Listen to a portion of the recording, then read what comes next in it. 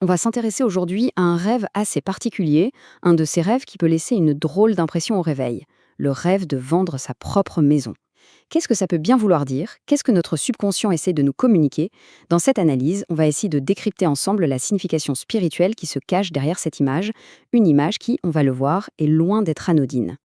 Alors, pour bien comprendre ce rêve, il faut d'abord commencer par la base. Qu'est-ce qu'une maison représente pour nous? Dans la vie de tous les jours, c'est bien plus que juste des murs et un toit, n'est-ce pas? C'est notre refuge, c'est l'endroit du confort, le symbole même de la sécurité, notre abri personnel. C'est vraiment le cœur de notre stabilité. Et c'est justement ce poids symbolique qui est absolument essentiel à saisir. Avant même de penser au rêve, la maison, c'est le fondement de notre être, le socle de notre bien-être. C'est le seul endroit où l'on peut vraiment baisser la garde et être soi-même, sans filtre. Voyons un peu plus en détail ce que ça implique. Cette liste résume parfaitement le rôle d'un foyer. Quand on y pense, c'est tellement vrai. Chaque jour, on n'attend qu'une chose, rentrer à la maison.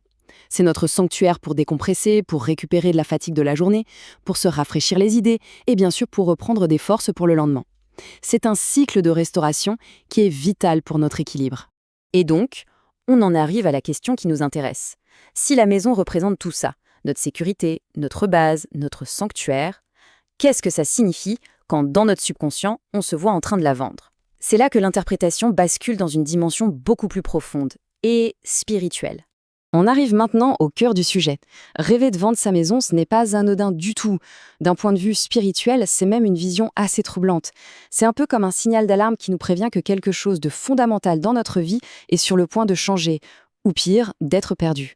Voilà donc la signification centrale. En gros, rêver de vendre sa maison, ça suggère qu'on est en train de céder quelque chose qui a une valeur immense à nos yeux.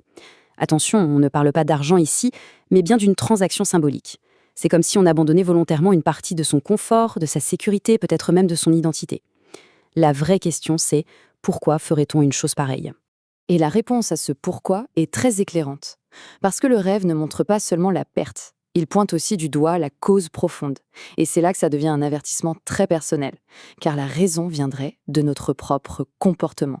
Et le mot-clé, le voilà, la négligence. Ce rêve agit comme un véritable clignotant rouge sur notre tableau de bord spirituel. Il nous dit que cette perte qui nous guette n'est pas le fruit du hasard ou d'une force extérieure. Non. Elle vient de notre propre manque d'attention. On est peut-être en train de laisser filer quelque chose d'essentiel, une relation, une valeur, une partie de soi, par simple manque de soin. Alors, face à un avertissement aussi direct, une simple prise de conscience ne suffit pas. L'interprétation nous dit qu'une réponse active est nécessaire. Il faut vraiment voir ce rêve comme l'annonce d'un conflit intérieur, un véritable combat spirituel à mener pour préserver ce qui est précieux. Mais alors, comment on mène ce combat? Eh bien, selon cette perspective, le chemin pour y arriver est assez clair, et il se fait en 2 étapes. D'abord, il faut reconnaître la situation, admettre qu'une bataille intérieure est bel et bien en cours. C'est la prise de conscience. Et ensuite, il s'agit de passer à l'action en s'engageant dans une démarche spirituelle, ici par des prières profondes, ancrées, pour se recentrer et retrouver de la force. L'objectif final, on le voit bien ici, c'est la victoire dans ce combat. Il s'agit de reprendre le contrôle, de remplacer cette négligence par de l'attention et de l'intention, et de cette manière de protéger ce qui compte vraiment. C'est un véritable appel à l'action pour notre propre sauvegarde spirituelle. Et pour finir, on peut se poser une question. Ce rêve, avec son symbolisme si fort, nous invite finalement à regarder nos propres vies. Au-delà de la maison physique, qu'est-ce qui représente notre sécurité, notre confort, notre fondement? Quelles sont les relations, les valeurs ou même les parties de nous-mêmes qu'on pourrait être en train de négliger en ce moment? C'est la grande question que ce rêve nous pousse à nous poser. Merci d'avoir suivi cette analyse.